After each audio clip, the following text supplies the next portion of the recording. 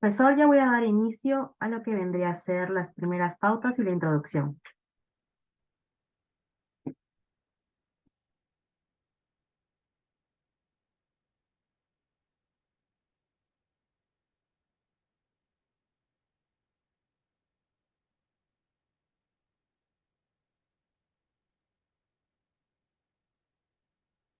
Ah, ah,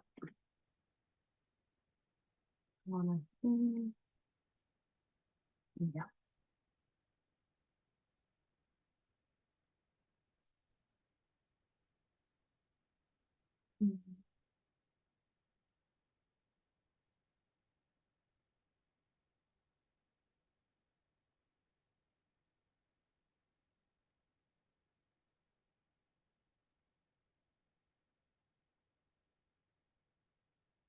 Perfecto, ahora sí. Buenas noches con todos. Les doy la bienvenida más cordial a la conferencia magistral Análisis prospectivo y pensamiento de futuro como fundamento de la planificación estratégica en el Estado. Estamos muy contentos de poder compartir este espacio de intercambio de conocimientos con ustedes el día de hoy. En este evento académico nos está acompañando el magíster Marcos Cárdenas Pachao. Actualmente es asesor del sector de Economía y Finanzas, Salud y Mujer y Poblaciones Vulnerables para el proceso de formulación de PSEM, consultor senior también en Strategic y Planning, asesorado a más de 12 sectores y más de 30 instituciones públicas en materia de políticas públicas, planeamiento estratégico o prospectiva. Ha sido consultor invitado por el BIP para brindar asistencia técnica en materia de prospectiva al Ministerio de Economía del Gobierno de El Salvador. También brindó asesoría a otros organismos internacionales como USAID Forest, USAID Prevenir, la Comisión Pacífico Sur, UNICEF, Chemonix, entre otros. Magíster también en Pensamiento Estratégico y Prospectiva para la Universidad Externado de Colombia.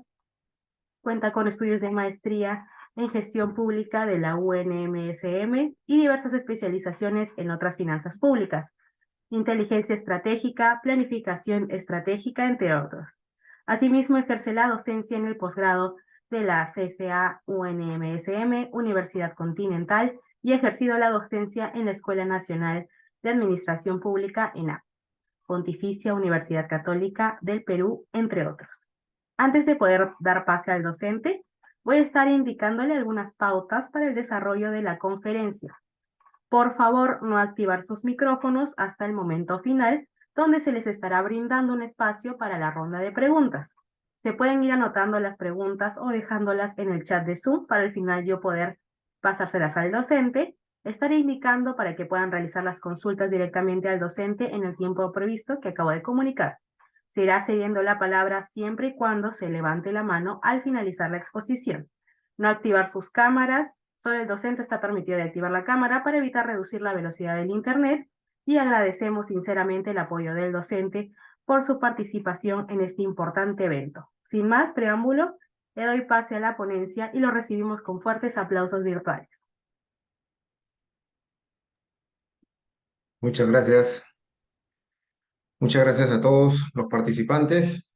Eh, bueno, es un gusto y un placer poder compartir no solamente un poco de espacio de tiempo, sino también algo de la experiencia vivida y aquellos elementos que de alguna forma nos tienen que ayudar a servir, principalmente a hacer un mejor servicio público y sobre todo poder brindar mayores resultados a quienes servimos, específicamente a nuestros ciudadanos.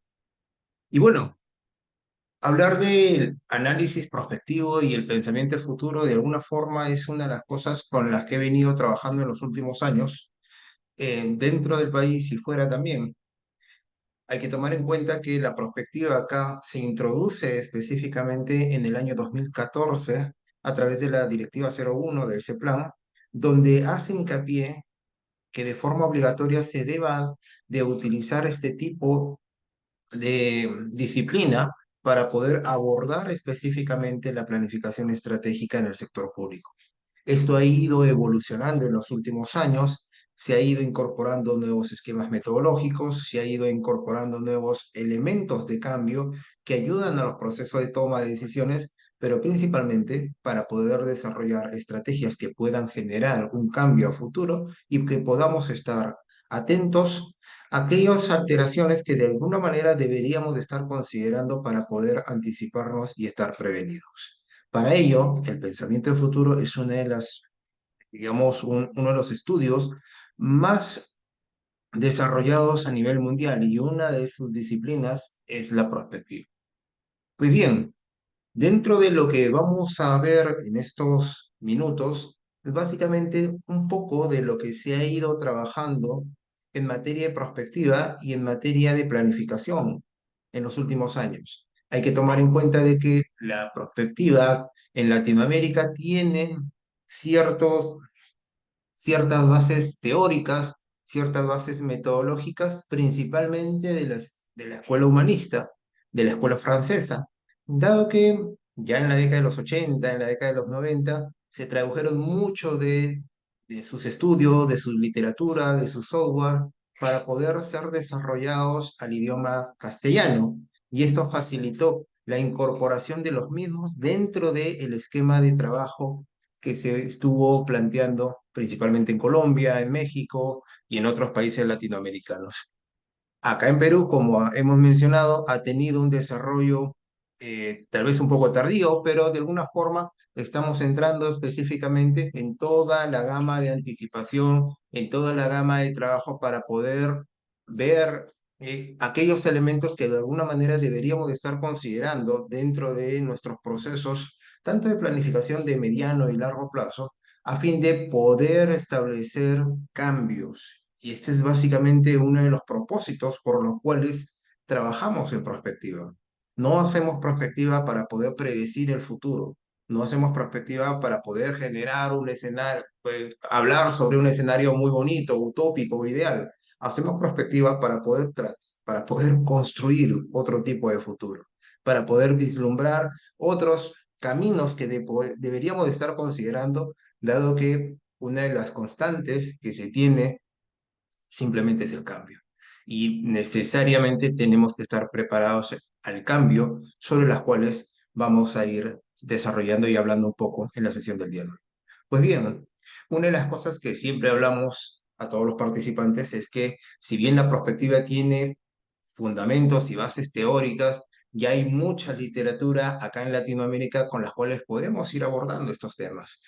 Una de las cosas que, o uno de los autores que siempre recomendamos, por ejemplo, es a Michel Godet, que es de alguna forma uno de los máximos representantes de la escuela humanista, de la escuela francesa, y él ha tenido mucha literatura que ha ido incorporando y ha ido ayudando desde cajas de herramientas para la prospectiva, desde métodos, análisis con los cuales se han ido desarrollando y complejizando también en su desarrollo. Edgar Morin con pensamiento complejo, Javier Molina, tenemos a Jim Dator, a Francisco Mojica, que son representantes también de las últimas corrientes en materia de prospectiva, principalmente en Latinoamérica.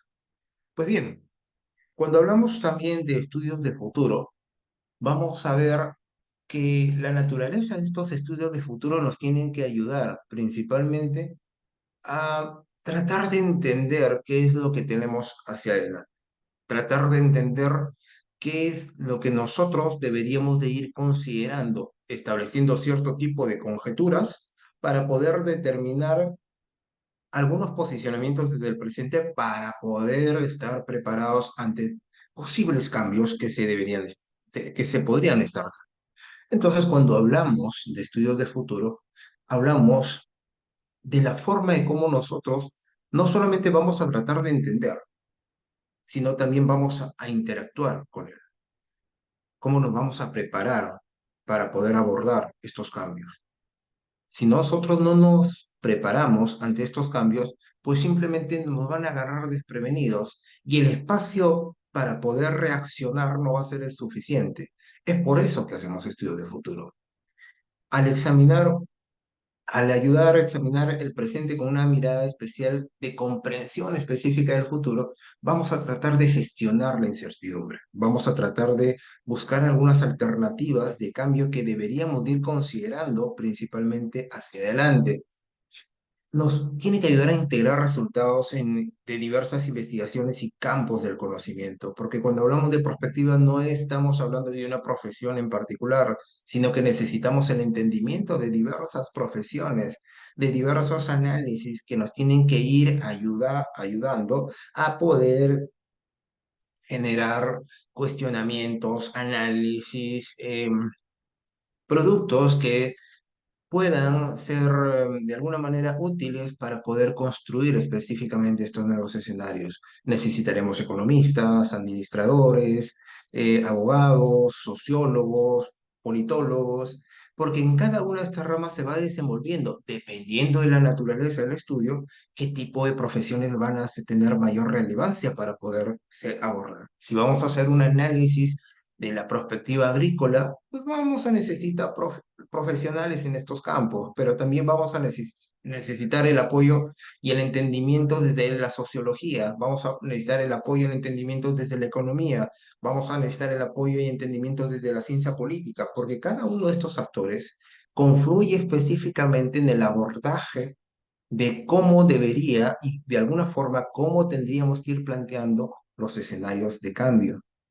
Es por eso que este tipo de estudios son multidisciplinarios, son transdisciplinarios y ayudan a entender la complejidad que habíamos hablado hace un momento, la complejidad de los temas abordados para poder entenderlos mucho mejor, interpretarlos y poder establecer conjeturas adecuadas. También tiene que ayudar a los tomadores de decisiones a tomar mejores decisiones de futuro. Y esto es algo muy importante que debemos de tener en cuenta en el sector público, porque lastimosamente durante décadas nos hemos ido concentrando específicamente en los procesos de toma de decisiones de corto plazo. No pensábamos en el largo plazo y mucho menos en el futuro y peor aún en el devenir de las futuras generaciones. Y si no lo pensamos desde este momento, pues lastimosamente nuestro proceso de reacción para poder revertir aquellos cambios, como por ejemplo, bueno, revertir tal vez no, pero mitigar algunos efectos del cambio climático, algunos efectos de, por ejemplo, em, las corrientes los efectos que se van a tener en las zonas de calor en los próximos años, el desabastecimiento de agua, el estrés hídrico, esos cambios no se hacen en 1, 2, 3 años y mucho menos en 5. Se hacen en 10, 15, 20 años y por lo tanto tenemos que ir pensando específicamente, estratégicamente, cada uno de los procesos que debemos de ir tomar en cuenta desde el presente para poder abordar específicamente este futuro. Porque si hablamos de un estrés hídrico que va a afectar a la costa peruana, pues vamos a tener en cuenta que la forma de solución va a ser desde la generación de nuevas represas, la generación de otros espacios de acumulaciones de agua, y en esos sentidos, ¿no? Esos tipos de construcciones tardan varios años, tardan décadas inclusive poder implementarse y trabajarse. Entonces, esto tiene que ayudar específicamente a los tomadores de decisiones a ver qué es lo que de alguna manera deberíamos de ir tomando en cuenta, entre otras cosas. Analiza la multiplicidad de escenarios antes de establecer una direccionalidad hacia alguno de ellos. ¿Por qué? Porque nuevamente la perspectiva no es lineal, la perspectiva no es predictiva, no te va a decir este es el futuro, te va a ayudar a entender que existe un abanico de posibilidades de futuro y sobre ese abanico de posibilidades de futuro es que nosotros tenemos que buscar entre los actores establecer un pacto social para poder construir un solo futuro. Y a esto se denomina la construcción social de futuros. Cada uno de nosotros que nos encontramos involucrados dentro de algún cargo o dentro de algún sector, tenemos diversos actores que tienen que estar involucrados en el diseño del futuro de este sector y muchos de ellos no se encuentran dentro del sector, se encuentran por fuera. Y es por eso que es necesario establecer alianzas, es necesario establecer otros elementos de cambio para poder desarrollar y actuar específicamente dentro de este mismo.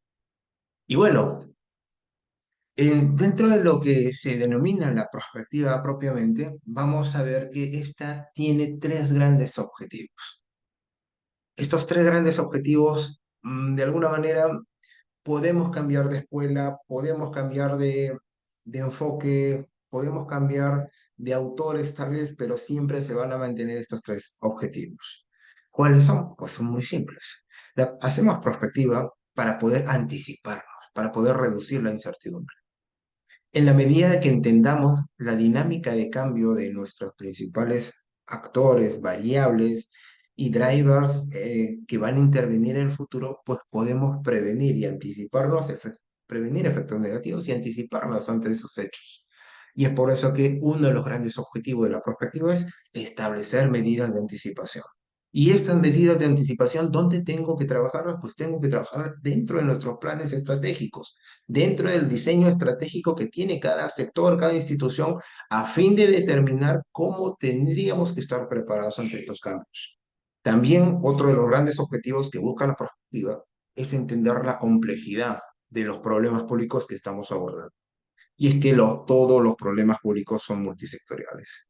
Y acá viene una de las grandes interrogantes que siempre hacemos, tanto en el plan como a todas las instituciones. Si todos los problemas públicos son multisectoriales, ¿por qué todavía tenemos políticas nacionales sectoriales?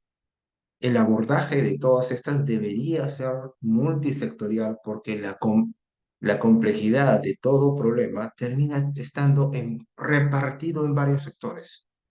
Y eso lo podemos ver en cualquier ejemplo. Y por último, el gran objetivo de la prospectiva es gestionar no predecirlo, sino buscar la forma de cómo construirlo.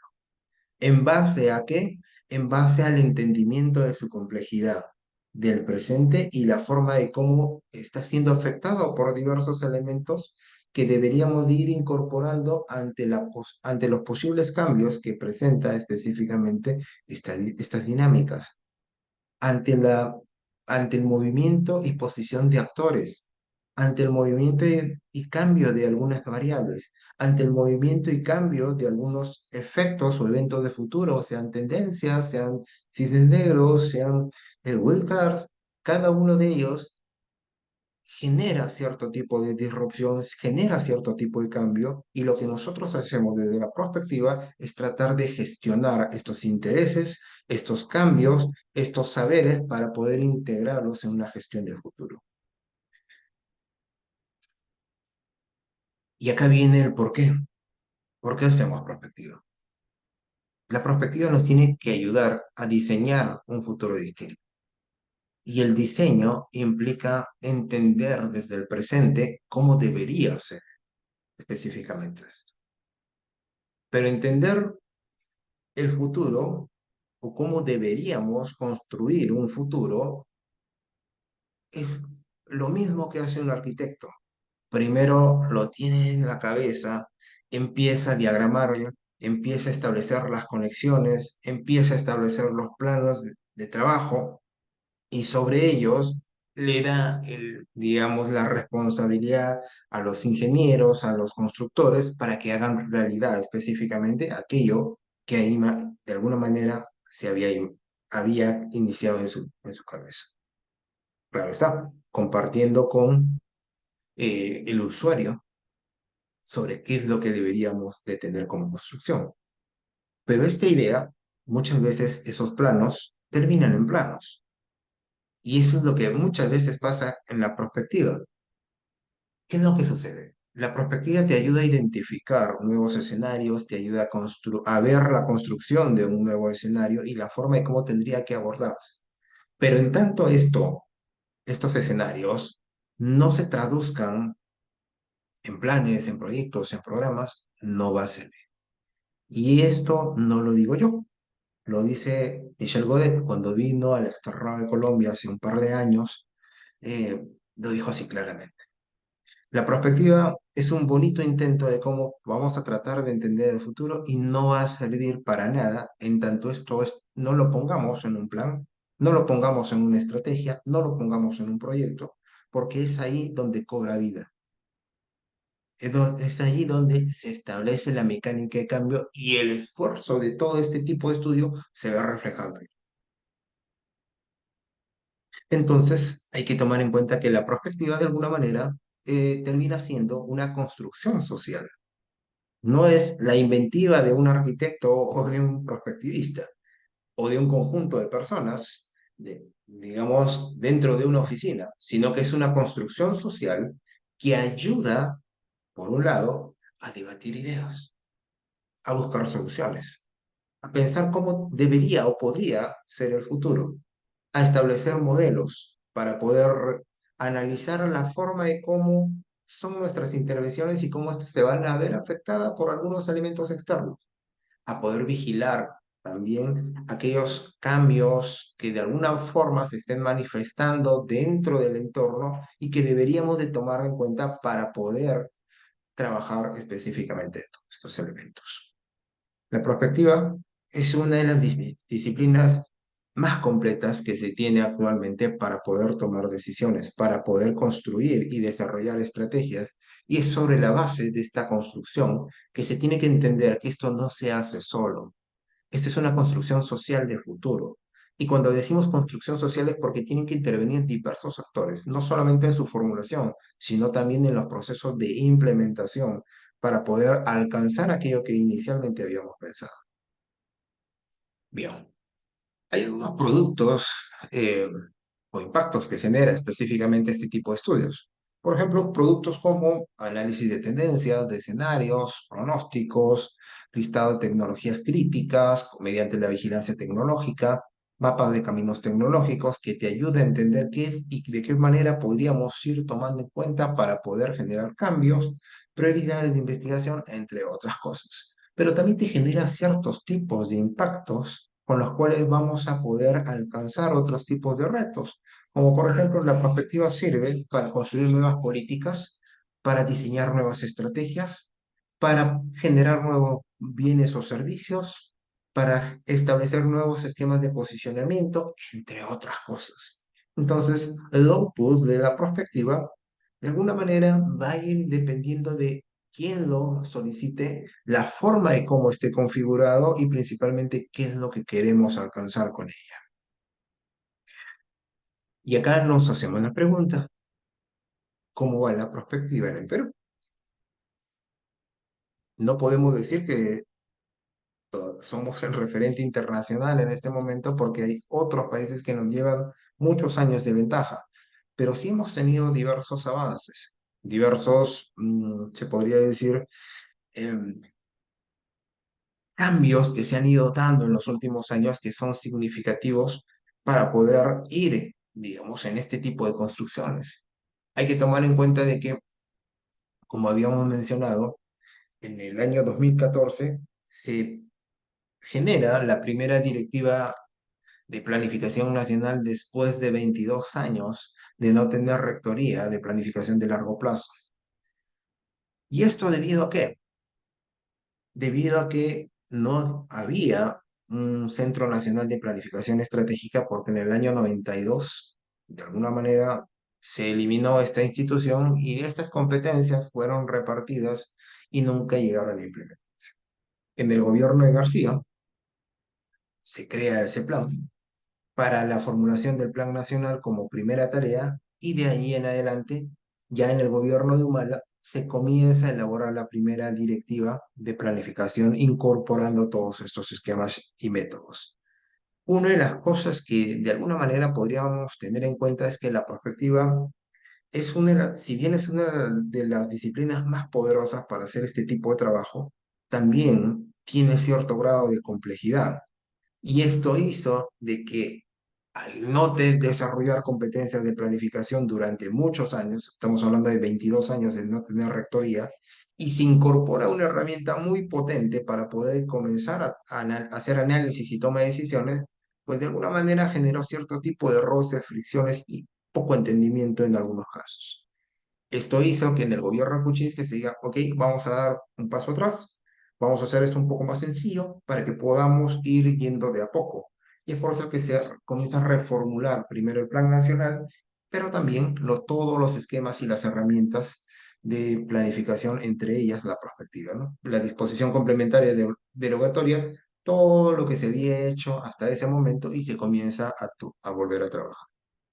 Entonces sale una nueva directiva en el año 2018 y estamos hablando que del año 2018 al año 2023 tiene 5 años de ir implementándose de a poco las herramientas de esta nueva directiva para que se puedan desarrollar planes sectoriales, indicadores, fase de seguimiento, prospectiva, y esto hace de que de alguna forma sea una herramienta o un conjunto de herramientas desde la perspectiva muy poco conocidas y muy poco desarrolladas, pero que son muy útiles para cualquier proceso de toma de decisiones. Ojo, esto no es eh, obra y arte exclusiva de las oficinas de planificación.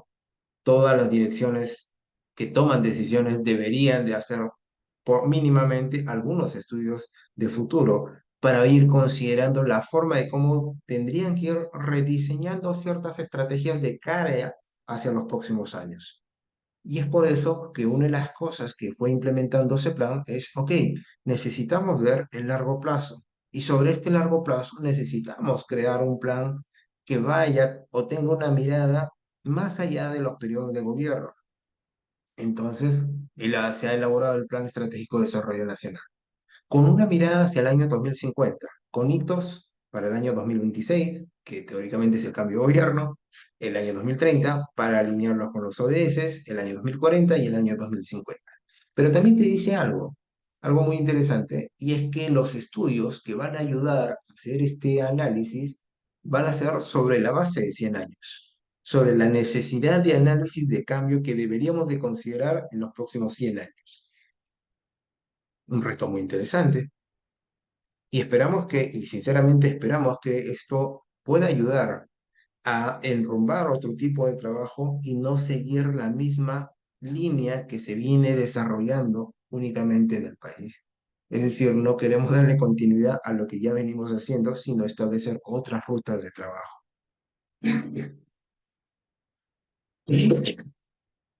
Bueno, a propósito de ello, para el desarrollo de estos análisis, lo que ha hecho ese plan es ofrecer un observatorio de prospectiva.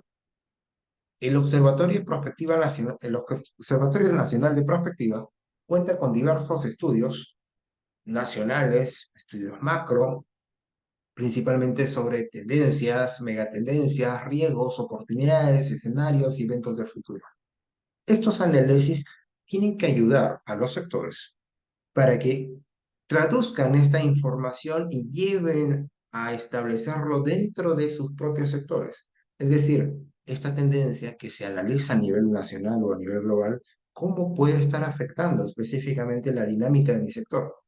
No es para copiar y pegar, sino para poder analizarlo, interiorizarlo y ver los impactos, ver cómo se va a desenvolver esta tendencia dentro del sector, ver la forma de cómo deberíamos ir considerando nuevos elementos de trabajo debido a la dinámica de futuro que están generando estos inputs.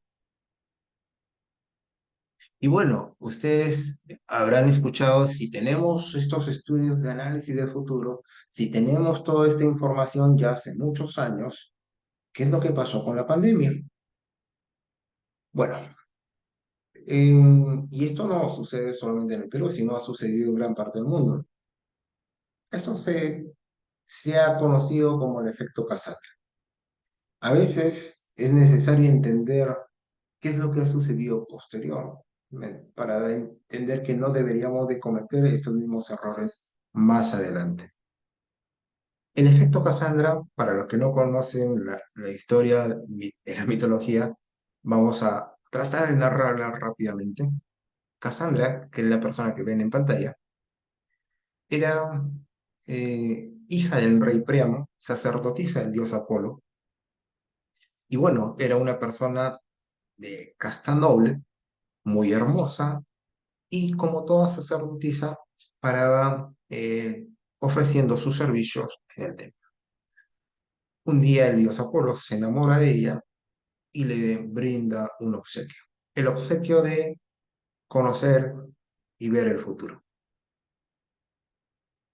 Día después, trata de pedirle algo a cambio a la sacerdotisa y ella se niega y empieza a escaparse del templo.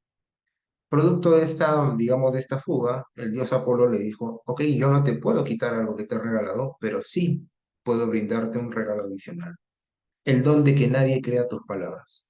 Entonces ella podía predecir el futuro, podía ver el futuro, pero nadie le creía. Y esa fue la maldición de Casandra. Se encontraba a las puertas de Troya gritando, allí se encuentran los griegos, van a incendiar la ciudad, pero nadie la escuchó, nadie la creyó, y todos los demás ya conocen cuál fue la historia.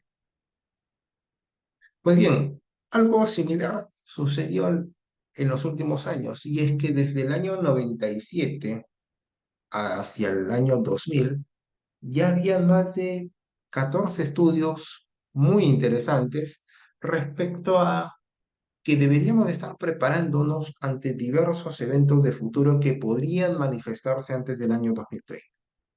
Ojo, si bien hay una lista considerable de entre 10 o 15 eventos que deberíamos de considerar en cada uno de estos documentos, casi la mayoría coincidía en algo. El primer evento al cual deberíamos de estar preparándonos antes del año 2030 era una pandemia. Ojo, año 97 hacia el 2000. No estamos hablando post pandemia, sino antes de la pandemia. Todos estos estudios ya hablaban.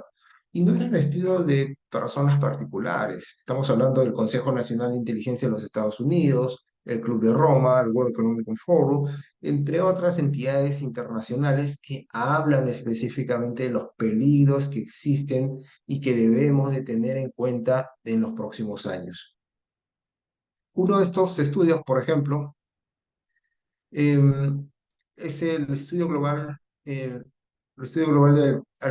mundos alternativos elaborado por el Consejo Nacional de Inteligencia de los Estados Unidos, y entre otras cosas habla de posibles eventos disruptivos que podrían generar un impacto global en los próximos años. Ojo, este estudio es del año 2012. El primer, digamos, análisis que se hace es una posible pandemia antes del año 2030.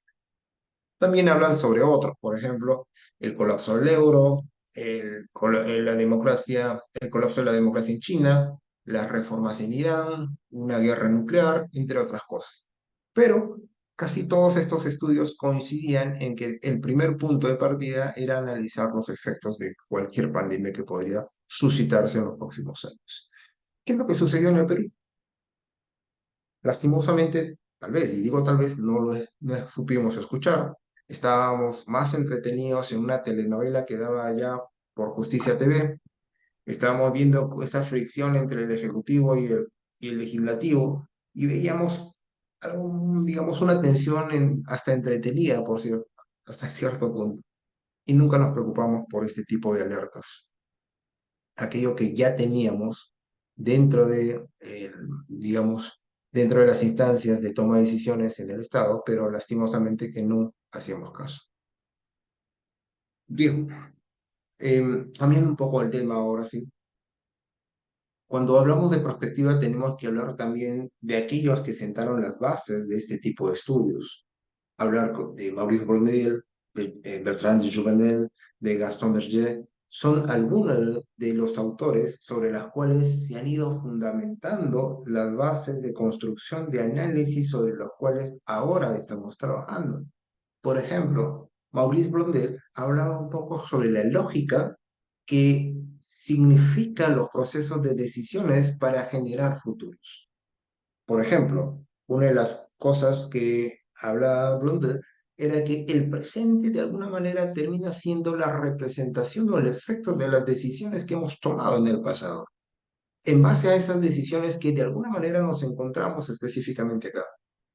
Por analogía, el futuro va a estar condicionado de las decisiones que tomemos en el presente. Y es por eso que el futuro es múltiple, porque en base a esas decisiones podríamos ser una superpotencia o simplemente un país tercermundista en los próximos años, basado específicamente en estas decisiones. Y es por eso que es muy importante poder trabajar desde ahora cada uno de estos elementos para poder abordar. Bertrand de Jouvenel hablaba sobre el arte de la conjetura, que la perspectiva de alguna manera es la identificación de los espacios de cambio establecidos mediante cierto tipo de indicios que nos van a ayudar a establecer conjeturas para poder no predecir, sino alertar lo que deberíamos o podríamos hacer. Ojo, los tres autores y cualquier autor te va a decir lo mismo. El futuro no existe. El presente existe. El futuro se construye. El futuro está basado sobre las decisiones que nosotros vamos a ir a tomar. En base a esas decisiones, nosotros podemos construir un futuro totalmente distinto de lo que conocemos en el presente. Pero esas decisiones tienen que ser tomadas en este momento. Y es por eso que te hablan que los estudios del futuro, de alguna manera, nos van a dar cierto tipo de representaciones de futuros posibles. Y sobre la posibilidad, pues termina siendo infinita. Y por lo tanto nos gastaríamos la vida analizando infinitos posibles futuros para poder ser abordados. Pero la perspectiva no analiza todo esto. Analiza un grupo más pequeño. Por ahí los futuros probables, lo que probabilísticamente puede suceder. Pero ojo, no hacemos perspectiva para simplemente eh, estirar la curva. Es decir, para saber lo que ya va a suceder sin hacer absolutamente nada, lo que probabilísticamente podría suceder. Hacemos perspectiva para poder generar y buscar escenarios que podemos construir, alcanzar, y en base a ello buscar un cambio de lo que ya venimos haciendo. Ellos sobre los cuales tenemos cierto grado de control, pero tomando en cuenta que también hay ciertas alteraciones que no dependen específicamente de nosotros, pero que debemos de considerarlas, como las tendencias, los cisnes negros, las wildcards, entre otros. Entonces, durante muchos años ha habido varias corrientes de, de análisis prospectivo. Al inicio estaba muy fuerte la corriente determinista, y es por eso que se hablaba o se estudiaba bastante el forecasting, cómo hacer predicciones, cómo hacer un análisis de futuro lineal.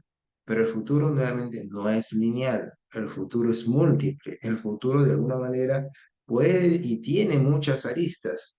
Y es ahí donde nosotros, desde la corriente voluntarista, empezamos a hacer otros tipos de análisis para poder involucrar actores, estrategias, proyectos, planes, para establecer estos factores de cambio que nos ayuden a entender y construir específicamente estos nuevos escenarios. Y es acá donde nosotros generamos la información para la planificación propiamente. ¿Por qué? Porque en la perspectiva el primer paso es poder entender la complejidad del problema abordado o del estado del arte. Y sobre esa complejidad y entender ese estado del arte es igual que establecer el conocimiento integral de la realidad que nos pide ese plan. ¿Qué es lo que hacemos ahí? Hacemos un análisis retrospectivo desde el pasado hacia el presente. Y empezamos a analizar todos aquellos elementos que han ido condicionando específicamente el presente. ¿Cuáles son las brechas? ¿Cuáles son nuestras capacidades? Entender también a mi población, entender el problema público, entre otras cosas. Pero también en la siguiente fase trabajamos lo que se denomina futuro deseado. Y el futuro deseado no es otra cosa que un análisis prospectivo o cuasi prospectivo, porque te ayuda a entender qué es lo que deberíamos de considerar del futuro hacia el presente. La primera fase del pasado al presente y la segunda fase del futuro al presente. Tomando en consideración por qué el presente, porque el presente es donde nosotros tomamos decisiones. Y en base a ese presente construimos políticas y planes coordinados. Todo aquello que habíamos imaginado, pensado, construido desde la perspectiva, lo plasmamos específicamente en los planes. Los escenarios, las estrategias, la forma de cómo deberíamos de alcanzar estas medidas de trabajo son planteadas en las políticas y planes coordinados. Pues bien, teniendo en cuenta todos estos elementos, ya durante, y la experiencia que nos ha ido llevando a analizar todos estos tipos de trabajo, empezamos a ver cómo plantear estos modelos. Desde la situación actual, teniendo estos dos tipos de estudios que uno uno inicialmente pensaría que la fase uno y la fase 2 terminan siendo secuenciales, pero no necesariamente. Hay algunos análisis que podrían ser de alguna manera de forma paralela. Y es por eso que este tipo de análisis prospectivo y lo del análisis retrospectivo de alguna manera confluyen en ambos casos en la construcción de escenario. ¿Para qué? Para poder determinar cuál tendría que ser ese escenario futuro, esa visión, los esquemas de trabajo, el valor, la forma de cómo vamos a obtener valor público, plantear los objetivos y articular nuestras estrategias también con la organización, con el sector, con el país, con el marco estratégico supranacional, entre otros. Este trabajo implica, entre otras cosas, determinar estrategias de corto, mediano y largo plazo a fin de establecer responsabilidades y plantear cambios o medidas de cambio a futuro, tomando en consideración que hay algunas medidas, como que habíamos dicho, que pueden tomar varios años y hasta décadas poder ser implementadas. Por ejemplo, en China se hacen estudios de 100 años y en estos estudios de 100 años se plantean los grandes megaproyectos que van a tener que generar soluciones para cerrar las brechas de alimentación, de salud, de construcción, de transporte, de educación, de acceso a agua, acceso a vivienda. Y esos megaproyectos no se construyen de la noche a la mañana, toman años y décadas. La construcción del tren transatlántico que se está planteando acá en Sudamérica para poder llevar productos hacia al Asia Pacífico, pues va a durar varios años y eso es lo que se está pensando, o lo que se ha pensado es en comenzar a hacer una estrategia de largo plazo para poder abordar cada uno de estos cambios que que debieran de estar considerándose para poder mitigar los efectos en el futuro. Y es básicamente por eso que hacemos planificación, por eso es que hacemos prospectiva, y es que por eso es una de las disciplinas con mayor potencia y mayor potencial de generar cambios y ayuda para los procesos de toma de decisiones en el sector privado y en el sector público. Bien, dicho esto, esperamos sus preguntas. Muchas gracias.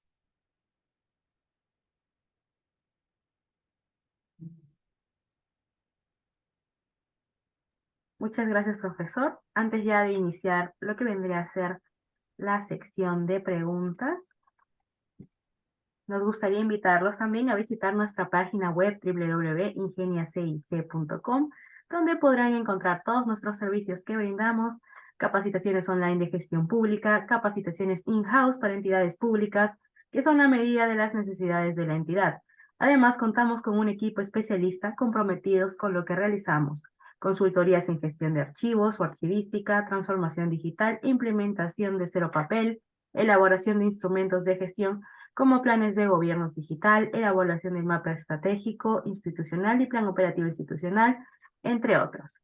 También indicarles que para poder obtener el certificado, si son alumnos Ingenia o exalumnos, solo deben enviarnos la captura de lo que vendría a ser la conferencia de hoy a los números que salen en la parte inferior de pantalla o comunicarse con Sandra para poder ir haciendo sus certificados. En caso no sean miembros de Ingenia, el costo del certificado es de 50 soles. Finalmente, pueden estar atentos a las próximas conferencias que también vamos a estar publicando en nuestro fanpage. Ahora sí, estaríamos iniciando lo que vendría a ser la ronda de preguntas. Como ya se comunicó anteriormente, pueden levantar la mano en Zoom y se les dará el pase, o si desean pueden escribirla en el chat de Zoom y yo le voy a estar comunicando al docente las preguntas que se realicen.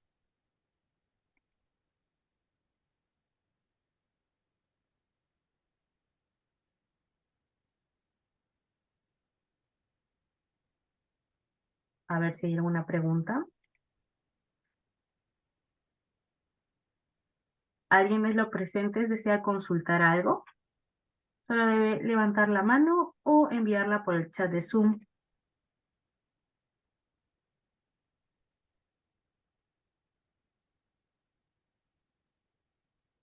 Aquí está. La señorita Diana Ventura pregunta: Buenas noches. ¿El Perú está preparado para abordar cambios futuros? Mm, Depende. Hay algunos retos de futuro que sinceramente toman mucho más tiempo llevarse o prepararse. Tenemos retos de corto plazo digamos, en el futuro de corto plazo. Tenemos retos en el mediano y en el largo plazo.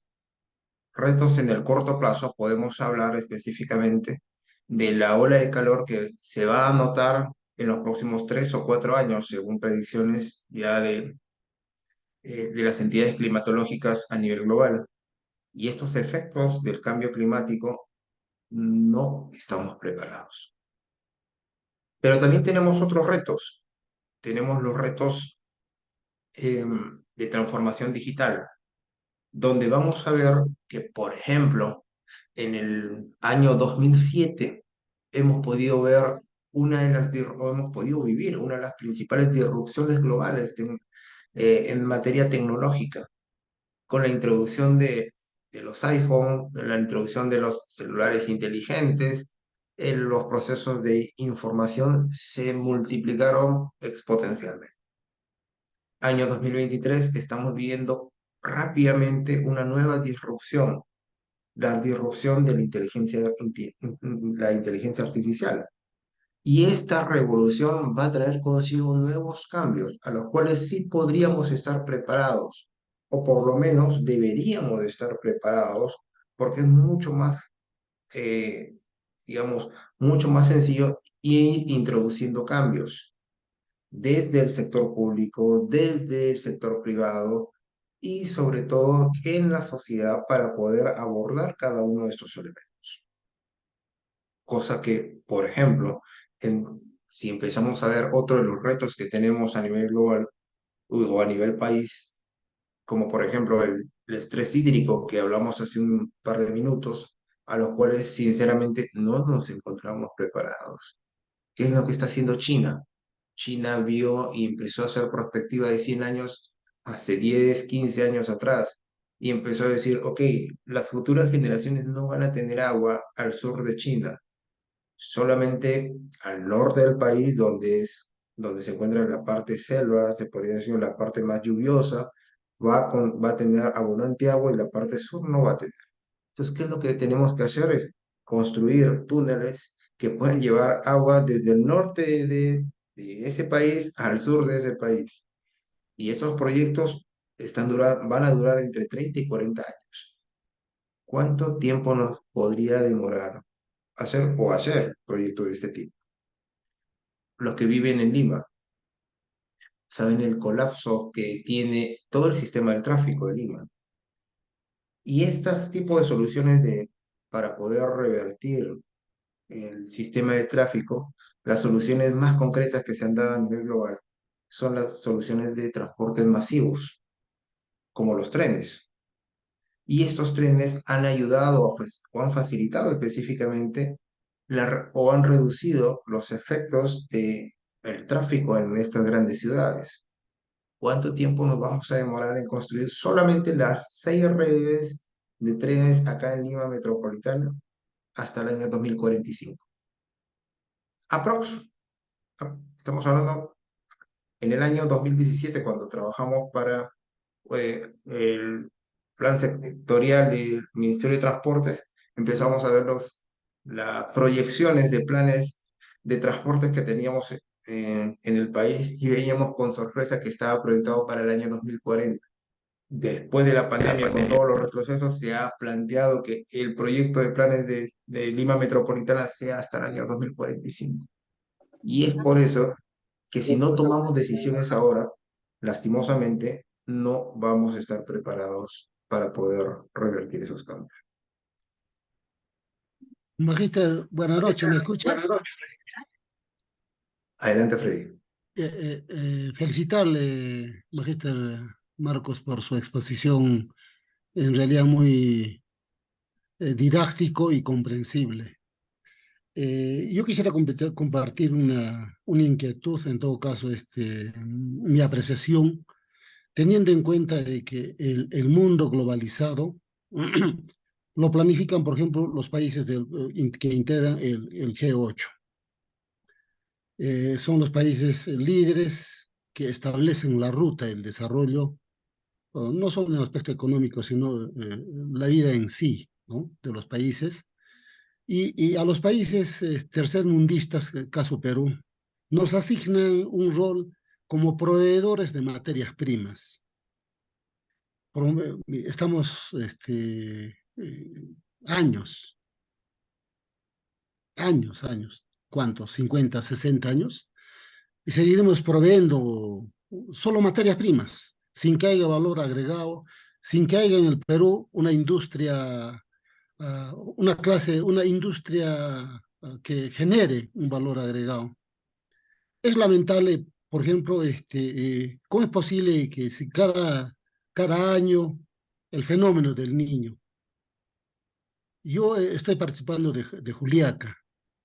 Todos los años se recrudece ahora más con la cuestión del cambio climático, las bajas temperaturas. Hay zonas en donde el frío es 14, 15, 20 grados bajo cero y el Estado no hace nada, no se planifica.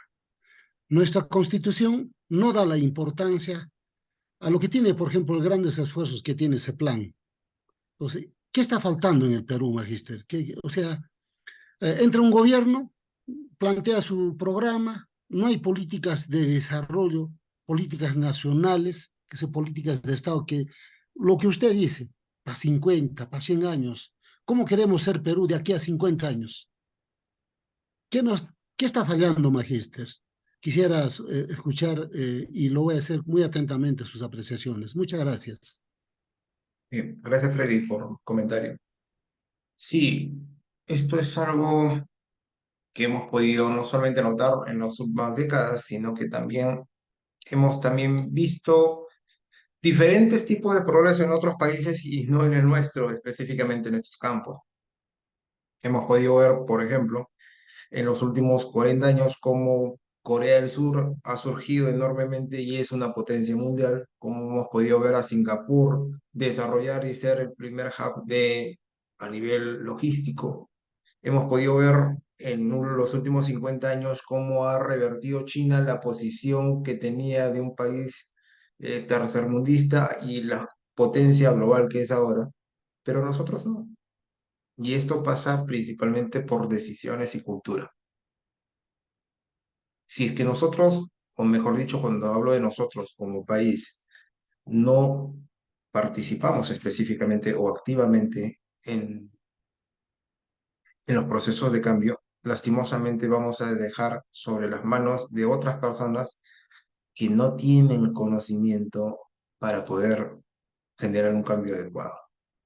Y cuando hablamos de conocimiento es que no solamente el entendimiento de la problemática que debemos de guiar, sino también algo que mencionó Freddy, que es muy importante, empezar a ver estos temas de mediano y largo plazo como temas prioritarios, porque los tiempos de respuesta son muy cortos a veces para poder, digamos, tomar decisiones. A veces pensamos que los 5 años de gobierno deberían de bastar para un presidente para poder solucionar todos los problemas del país, pero eso no es cierto. En cinco años se hace muy poco. Y ahí viene el tema de construir sobre la base de lo que ya vienen avanzando los otros y no destruir lo que hizo el anterior y volver a refundar el país. Ese es uno de los grandes errores que hemos tenido en las últimas generaciones de presidentes. Lastimosamente, viene alguien y el programa, no, este es un programa bandera del gobierno anterior, entonces vamos a opacarlo, vamos a dejarlo de lado, voy a crear mi propio programa, mi propio enfoque, mi propia forma. O simplemente porque es del gobierno anterior o del anterior alcalde, pues no lo voy a tomar en cuenta, porque si no sería un mérito de él, cuando en realidad nuestro servicio es específicamente hacia el cambio de la generación de valor hacia el ciudadano, hacia nuestra población. Y si empezamos a pensar sobre las necesidades de ellos a futuro, nos deberíamos dar cuenta que tenemos muy poco espacio para poder revertir los problemas de largo plazo. Y ahí viene preocupación de Freddy en este caso, ¿qué hacemos? Es una pregunta que todos vamos a tener que ir planteándonos de a poco. Yo sé que en algunos casos muchos de ustedes pueden estar en equipos directivos, muchos de ustedes están tomando decisiones desde sus entidades o están contribuyendo a la toma de decisiones dentro de sus entidades. Ahí es donde necesitamos generar cambio también, no solamente ver al presidente, al alcalde, al director general que haga cierto tipo de cambio, sino que nosotros seamos materia de cambio para poder introducir o poner en la palestra de la toma de decisiones estos temas. Hemos hablado solamente de dos o tres temas, pero hay una cantidad muy grande de temas de largo plazo que deberíamos de ir considerando en cada una de las materias. En educación, en educación, por ejemplo, tendríamos que ver la educación digital, cómo se está planteando los cambios en educación digital, la educación en el metaverso en los próximos años. En materia agrícola, estamos viendo la transformación de la agricultura 4.0 en Israel y en otras latitudes del planeta donde generan grandes cambios y nosotros todavía seguimos con la chaquetaria, todavía seguimos con el arado, todavía seguimos con nuestras costumbres ancestrales cuando podríamos generar cambio desde la toma de decisiones. Y esto, damas y caballeros, es algo que desde los profesionales hasta los tomadores de decisiones debemos de tener siempre presentes. Nuestra responsabilidad como funcionarios públicos va a, digamos, no va específicamente a generar eh, un cambio dentro de nuestro periodo de gestión. Nosotros sentamos las bases para que se genere el cambio más adelante. Y esa es la idea también que debemos de introducir dentro de la cultura organizacional de las instituciones. Bueno, es una apreciación. Gracias, magíster, muchas gracias. Profesor, la señorita Diana Ventura pregunta nuevamente. A ver, voy a leer su pregunta. Primero que nada, agradece la respuesta y consulta cómo podemos nosotros, como ciudadanos, aportar para abordar los cambios futuros, porque el Estado peruano es muy deficiente. En el caso de las personas o los ciudadanos, de alguna manera somos partícipes de las decisiones, deberíamos ser partícipes de las decisiones que se están tomando, desde conocer y empoderarnos de lo que están haciendo nuestras autoridades, conocer y ser partícipe también de política pública, no necesariamente en un partido político, pero sí desde las organizaciones para poder, digamos, contribuir en en los procesos de decisiones. Existen muchos espacios de participación dentro del sector público. En los gobiernos regionales tenemos los presupuestos participativos. En el legislativo tenemos, digamos, las audiencias públicas. En el tema de contrataciones tenemos las veedurías públicas en contrataciones y en inversiones. Hay muchos espacios donde nosotros podemos contribuir como ciudadanos.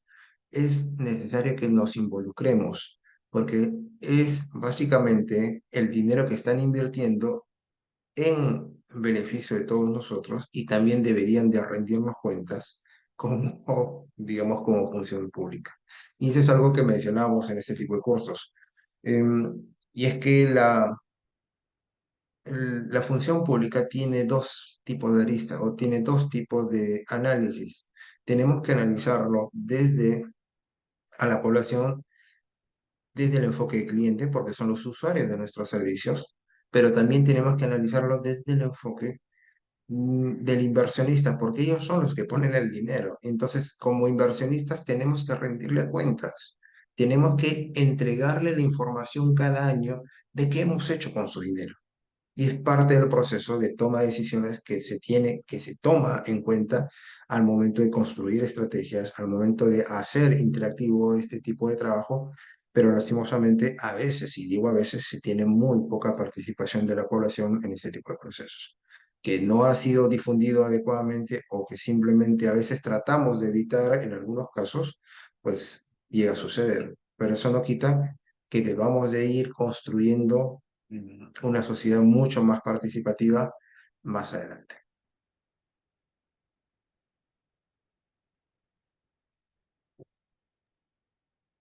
Ahora sí, no sé si habría algún otro participante que desee dejar su pregunta.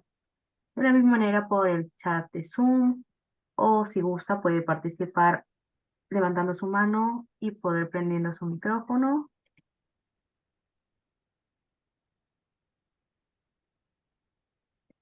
A ver.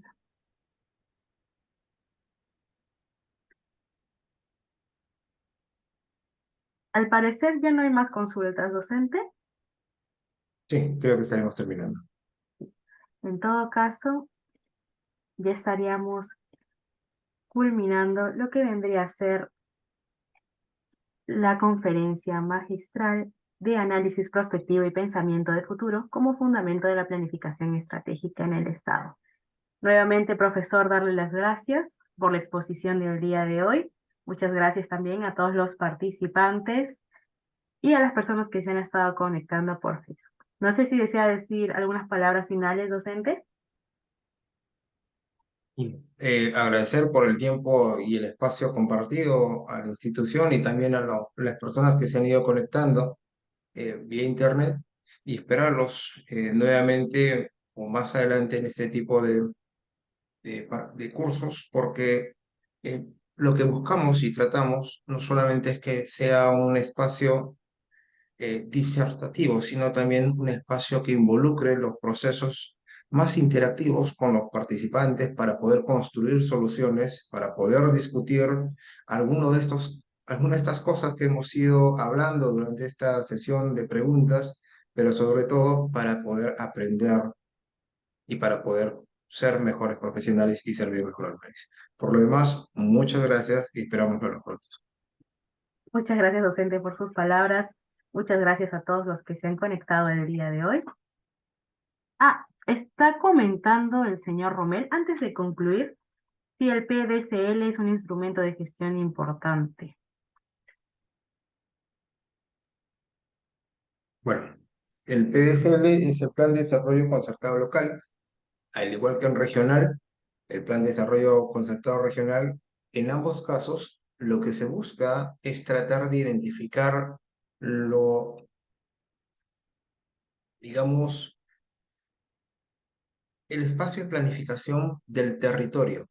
A diferencia de la planificación nacional donde se hace por cada uno de los sectores, sector salud, educación, trabajo o en materia de competencia, la competencia de SUNAFIL, la competencia de INACAL, la competencia de SANIPES.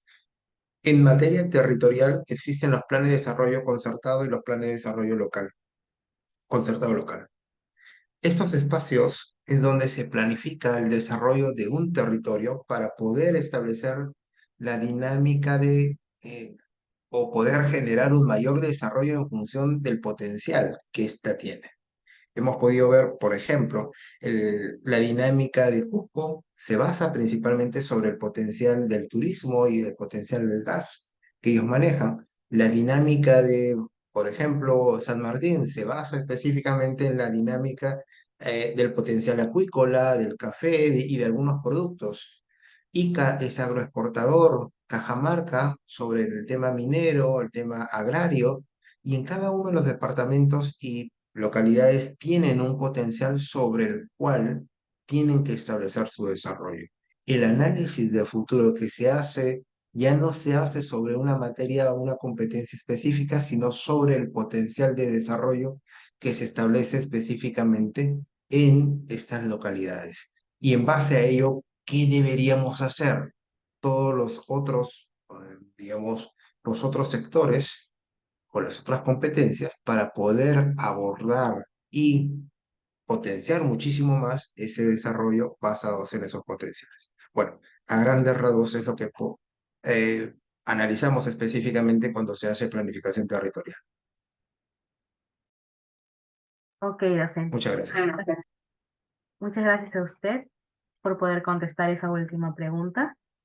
Y ya estaríamos culminando con la conferencia magistral. Muchas gracias a todos los presentes. Nos estamos viendo en una próxima oportunidad. Hasta luego. Gracias, docente.